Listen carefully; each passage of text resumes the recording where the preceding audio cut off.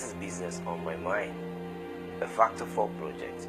Today on the show, we'll be talking becoming a maximum entrepreneur. But before I begin with the topic for today, I'd like to tell you a short story. The Bible talks about a man who was the greatest salesman. He was called the master salesman.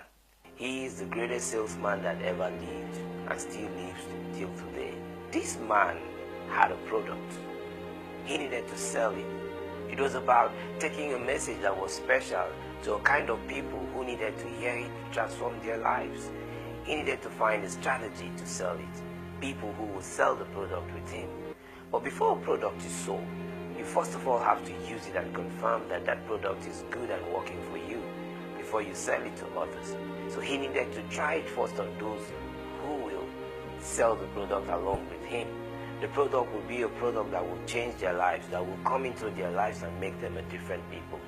The product had healing wrapped up in it. It had financial prosperity wrapped up in it. It had salvation wrapped up in it. But this product needed to reach a people who needed it most. He had to find a way to take the product to them. And then he had to come from his kingdom to earth to sell that product. The Bible records Jesus Christ in Matthew chapter 4 verse 13 walking along the Sea of Galilee, saw two brothers, Simon called Peter and his brother Andrew. He walked up to them and told them about his kingdom and the message he has brought, and how he wanted people to be touched by this message, how this message would transform their lives and make them better people. They listened to him, they were amazed. He told them how he could turn their lives and change them from becoming mere fishermen to becoming fishers of men. Now, this was the most astonishing one to them. They thought, who is this man who will change our lives to become fishers of men? Men who will become ambassadors to other men.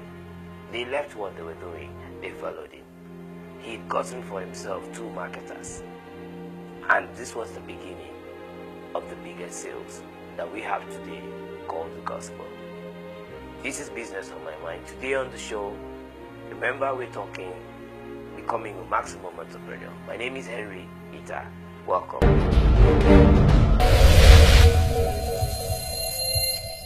Welcome back. This is still Business on My Mind. Becoming a maximum entrepreneur. What do you need to do to become a maximum entrepreneur? Let's see what maximum means. Maximity, the highest point attainable. The highest point attainable in your business. The highest point attainable in your education. The highest point attainable in what you do, your endeavor. If you're a cleaner who is at the maximum pace of your job. You're doing it well. Maximum. Now, in becoming a maximum entrepreneur, you have to have maximum ideas. Ideas that are so unique, different from everything you have around you. Ideas that can become a solution that people will take into their life, and it will change things from where it was and how it was to something new. An idea that when it's converted into a product, it will help facilitate, accelerate, and help improve life. It has to become an idea that when you tell it to someone, they will be amazed. Remember when Jesus told the disciples the message he had brought and how he could change their lives, they were touched, they were astonished. They said, wow. Now he demonstrated it by doing what? He told them to cast their net into the deep. They had been fishing there all night and there was no fish caught. But when this man came and gave them that same words that he brought, fishes appeared from where? They came from the word that he spoke. Now, the same thing with becoming maximum. The ideas that you bring forth from your mind has to be an idea that is a blue ocean, an idea that is totally something that has never been, something that you had to clue from somewhere, put together to become a manifestation of wonder. It has to be an idea that is uniquely placed on its own to devise solutions that are unique. Maximum entrepreneur. Becoming a maximum entrepreneur. What do you need to do?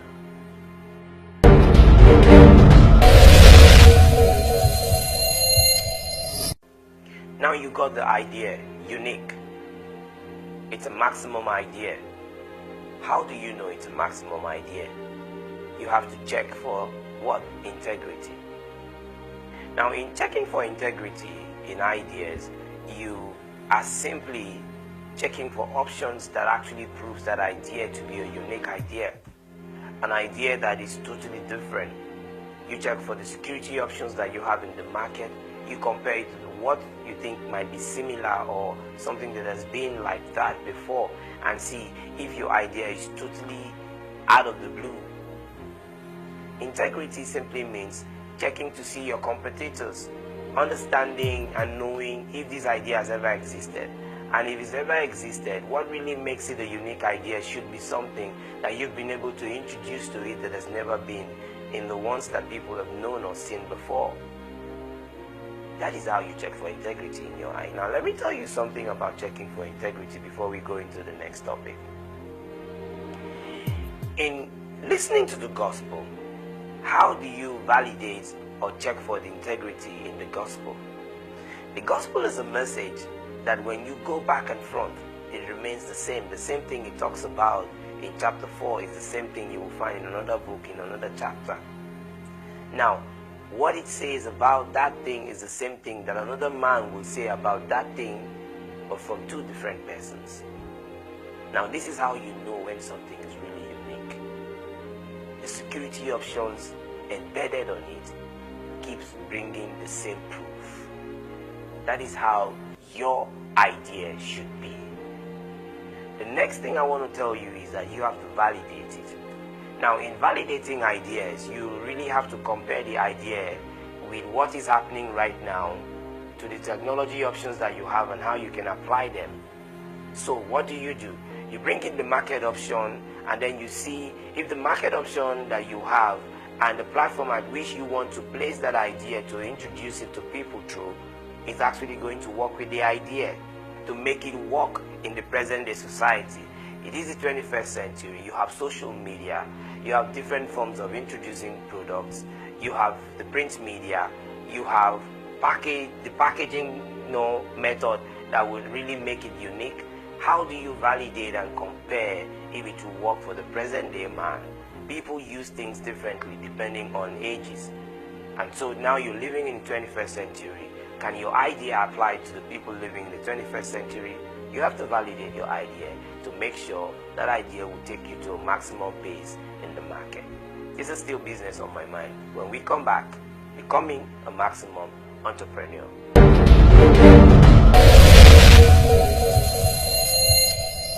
Hello, welcome back. In becoming a maximum entrepreneur, there's a word I invented that is called a running man.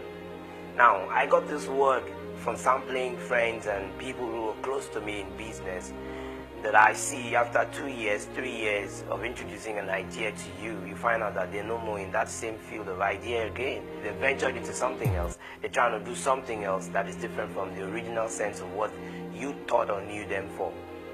Now, you have to be a devoted man. Now, you cannot get the effect of the Word of God working in your life without your devotion. You have to be committed to it. You have to be wired into that source and remain there. Now, you know why? Because there is a stage at which energy charges. The energy charge grows from a stage to a particular stage until it reaches a frequency that causes explosion. Now, if you're not devoted to the gospel or devoted to the idea and what you do, by the time you set up an energy charge and it gets to 20%, it gets to 40% and 60%, and somewhere around 70%, you give up. The charge begins to do what? Reduce and goes back to 60, 50, 40. That way, you are losing track of an idea that would have become a wonder. So when you set out to do something, be committed, be devoted to it, follow the trail, study about it, find out how you make it work, read about it. In knowing how the Bible works for you, you have to study it. The Word of God cannot really apply to you if you don't know the Word of God. And so you can apply it to situations when you don't even know which one is which one. You research, you check out people that have done things. You read about the business area and see how you can apply this solution that you brought to the market using a system type that has already been introduced and made available. And that's how things work here. You really cannot come into a field that you don't understand and apply and switch yourself into a socket that you don't fit in. You have to study first what kind of voltage runs in the socket. Is it going to be 110 or 120? Is it going to be 220 or something that is entirely different from what you've known? And that's how you can get a successful business or an idea to go into the market and make impact.